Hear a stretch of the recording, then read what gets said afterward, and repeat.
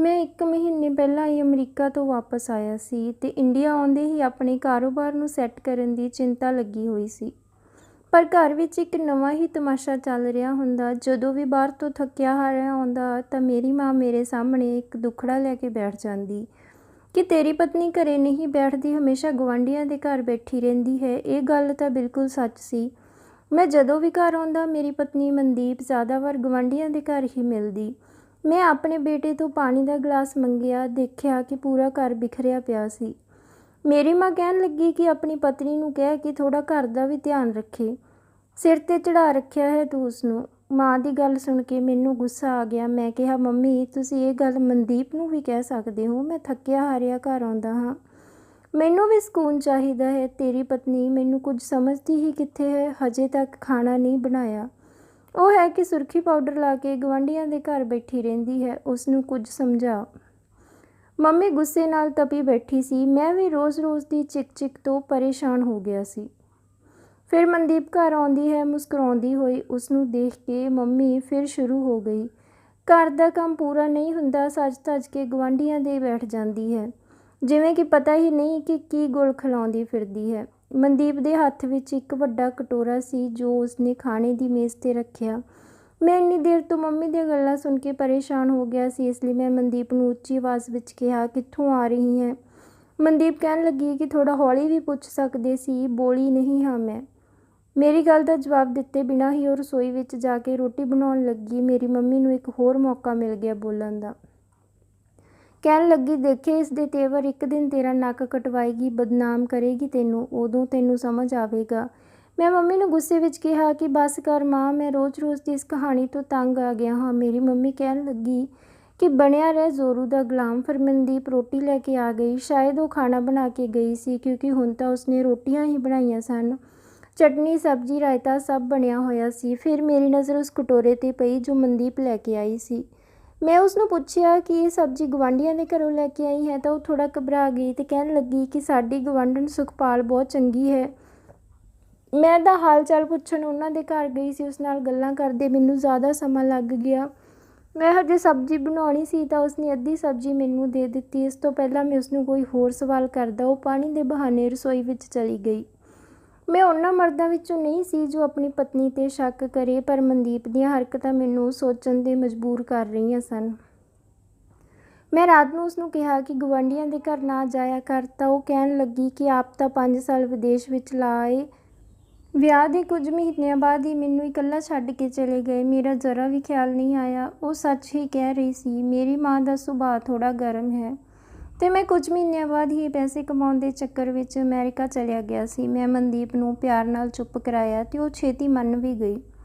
ਅਗਲੇ ਦਿਨ ਛੁੱਟੀ ਸੀ। ਮੈਂ ਸਵੇਰੇ ਉੱਠ ਕੇ ਕਮਰੇ ਵਿੱਚੋਂ ਬਾਹਰ ਆਇਆ ਅਤੇ ਮਨਦੀਪ ਨੂੰ ਆਵਾਜ਼ ਦਿੱਤੀ ਤਾਂ ਸਾਹਮਣੇ ਸੋਫੇ 'ਤੇ ਬੈਠੀ ਮਾਂ ਬੋਲੀ, ਕੀ ਮਨਦੀਪ ਕਰ ਰਿਹਾ ਹੈ? ਉਹ ਘਰੇ ਹੋਵੇਗੀ ਤਾਂ ਆਵਾਜ਼ ਦੇਵੇਗੀ। ਸਵੇਰੇ ਸਵੇਰੇ ਸੈਰ ਸਪਾਟੇ ਲਈ ਨਿਕਲ ਗਈ ਹੈ। ਉਸਨੂੰ ਨਾ ਘਰ ਦਾ ਖਿਆਲ ਹੈ ਨਾ ਪਰਿਵਾਰ ਦਾ। ਮੈਨੂੰ ਵੀ ਮਾਂ ਦੀਆਂ ਗੱਲਾਂ ਸੁਣ ਕੇ ਮਨਦੀਪ 'ਤੇ ਗੁੱਸਾ ਆਉਣ ਲੱਗਿਆ। ਮੈਂ ਮੰਮੀ ਨੂੰ ਪੁੱਛਿਆ ਕਿ ਉਹ ਕਿੱਥੇ ਹੈ ਤਾਂ ਮੰਮੀ ਕਹਿਣ ਲੱਗੀ ਕਿ ਮਹਾਰਾਣੀ ਛੱਤ 'ਤੇ ਹੋਵੇਗੀ। ਜਦੋਂ ਦੇਖੋ ਜਾਂ ਤਾਂ ਗਵਾਂਢੀਆਂ ਦੇ ਘਰ ਜਾਂਦੀ ਹੈ ਜਾਂ ਫਿਰ ਛੱਤ 'ਤੇ ਲਟਕ ਕੇ ਉਹਨਾਂ ਨਾਲ ਗੱਲਾਂ ਕਰਦੀ ਰਹਿੰਦੀ ਹੈ। ਉਸਨੂੰ ਤਾਂ ਆਪਣੇ ਬੇਟੇ ਦਾ ਵੀ ਖਿਆਲ ਨਹੀਂ ਹੈ। ਇਹ ਕਹਿ ਕੇ ਮੰਮੀ ਰੋਣ ਲੱਗੀ। ਕਿੰਨੇ ਅਰਮਾਨ ਸੀ ਜਦੋਂ ਉਸਨੂੰ ਨੂੰਹ ਬਣਾ ਕੇ ਲਿਆਈ ਸੀ।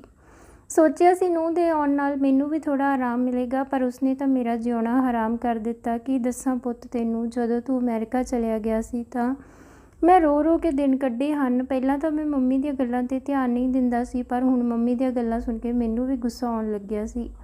ਮੰਮੀ ਦੀਆਂ ਗੱਲਾਂ ਨੇ ਮੇਰੇ ਦਿਮਾਗ ਵਿੱਚ ਸ਼ੱਕ ਦਾ ਬੀਜ ਦਿੱਤਾ ਸੀ। ਫਿਰ ਮਨਦੀਪ ਪੌੜੀਆਂ ਤੋਂ ਉਤਰ ਰਹੀ ਸੀ। ਉਸਦੇ ਹੱਥ ਵਿੱਚ ਅੱਜ ਵੀ ਇੱਕ ਕਟੋਰਾ ਸੀ। ਉਹ ਜਲਦੀ ਨਾਲ ਰਸੋਈ ਵਿੱਚ ਗਈ ਤਾਂ ਮੈਂ ਥੋੜ੍ਹੇ ਗੁੱਸੇ ਨਾਲ ਪੁੱਛਿਆ ਕਿ ਇਸ ਵਿੱਚ ਕੀ ਲੈ ਕੇ ਆਈ ਹੈ ਤਾਂ ਉਹ ਥੋੜ੍ਹਾ ਘਬਰਾ ਗਈ ਅਤੇ ਕਹਿਣ ਲੱਗੀ, ਇਸ ਵਿੱਚ ਖੰਡ ਹੈ। ਤੁਸੀਂ ਸੌਂ ਰਹੇ ਸੀ, ਘਰ ਵਿੱਚ ਖੰਡ ਖਤਮ ਸੀ ਤਾਂ ਸੋਚਿਆ ਗੁਆਂਢੀਆਂ ਤੋਂ ਲੈ ਲੈਂਦੀ ਹਾਂ। ਮੰਮੀ ਕਹਿਣ ਲੱਗੀ ਕਿ 1 ਘੰਟੇ ਤੋਂ ਖੰਡ ਹੀ ਮੰਗ ਰਹੀ ਸੀ।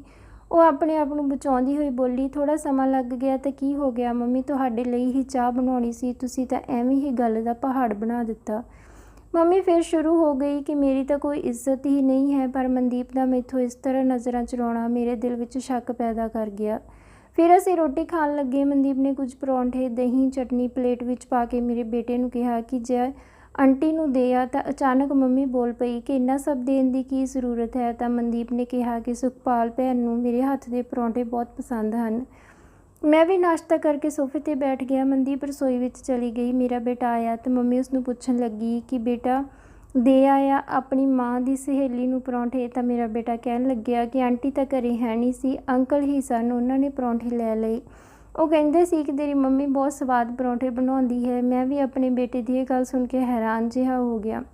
ਮੇਰੇ ਦਿਮਾਗ ਵਿੱਚ ਕਈ ਸਵਾਲ ਆਉਣ ਲੱਗੇ, ਮਨ ਵਿੱਚ ਉਲਝਣ ਵੱਧ ਗਈ ਸੀ। ਮਨਦੀਪ ਨੂੰ ਚੰਗੀ ਤਰ੍ਹਾਂ ਪਤਾ ਹੋਵੇਗਾ ਕਿ ਸੁਖਪਾਲ ਭੈਣ ਘਰ ਵਿੱਚ ਨਹੀਂ ਹੈ, ਕਿਉਂਕਿ ਥੋੜ੍ਹੀ ਦੇਰ ਪਹਿਲਾਂ ਤਾਂ ਉਹ ਖੰਡ ਲੈ ਕੇ ਆਈ ਹੈ।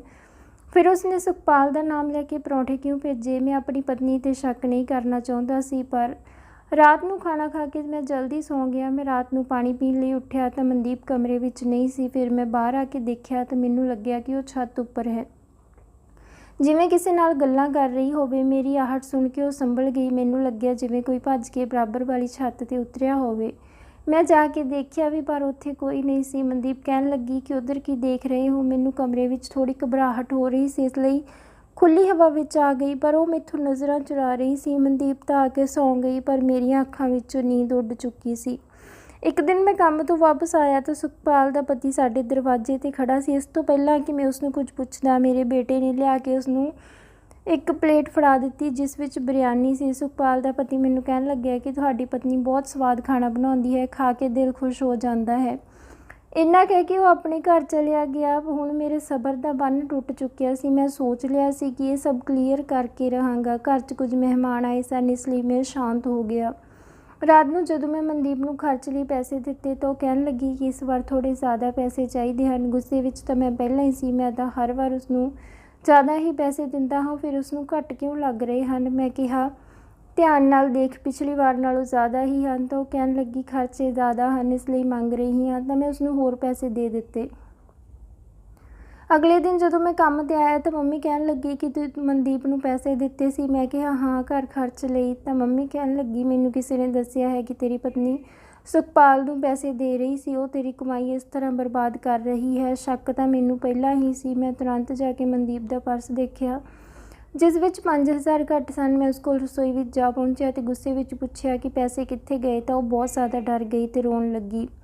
ਮੈਂ ਕਿਹਾ ਤੂੰ ਮੈਨੂੰ ਧੋਖਾ ਕਿਉਂ ਦੇ ਰਹੀ ਹੈ? ਇੰਨੀ ਜਲਦੀ ਪੈਸੇ ਕਿੱਥੇ ਖਰਚ ਹੋ ਗਏ? ਅੱਜ ਕੱਲ੍ਹ ਹਰ ਗੱਲ 'ਚ ਝੂਠ ਬੋਲ ਰਹੀ ਹੈ। ਮੇਰੇ ਗੁੱਸੇ ਦੀ ਕੋਈ ਸੀਮਾ ਨਹੀਂ ਸੀ। ਉਹ ਆਪਣੇ ਆਪ ਨੂੰ ਸੰਭਾਲਦੀ ਹੋਈ ਬੋਲੀ, ਜੇ ਸੱਚ ਜਾਣਨਾ ਚਾਹੁੰਦੇ ਹੋ ਤਾਂ ਚਲੋ ਮੇਰੇ ਨਾਲ। ਉਸਨੇ ਮੇਰੇ ਹੱਥ ਵਿੱਚ ਇੱਕ ਬਰਤਨ ਫੜਾ ਦਿੱਤਾ ਅਤੇ ਮੈਨੂੰ ਸੁਖਪਾਲ ਦੇ ਘਰ ਲੈ ਗਈ। ਅਸੀਂ ਅੰਦਰ ਗਏ ਤਾਂ ਘਰ ਦੀ ਹਾਲਤ ਬਹੁਤ ਖਰਾਬ ਹੋਈ ਪਈ ਸੀ। ਵਿਹੜੇ 'ਚ 2 ਬੱਚੇ ਖੇਡ ਰਹੇ ਸਨ।